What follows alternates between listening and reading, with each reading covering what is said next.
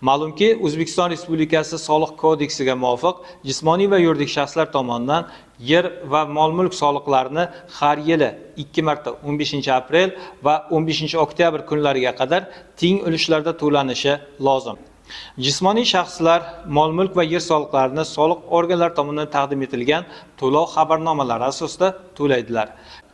Soliq to'lovlarini Davlat soliq qo'mitasining Soliq.uz mobil ilovasi orqali onlayn amalga oshirish mumkin.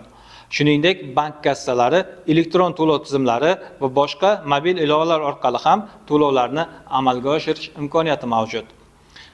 Yer va mol-mulk soliqlarini belgilangan muddatlarda to'lamagan soliq to'lovchilarga nisbatan qonunchilikda nazarda tutilgan jarimalar va penya qo'llanilishi mumkin. Hurmatli fuqarolar, davlat tomonidan yaratilayotgan qulayliklardan foydalangan holda soliqlarni o'z vaqtida va to'liq hajmda to'lash har birimizning qonuniy burchimizdir.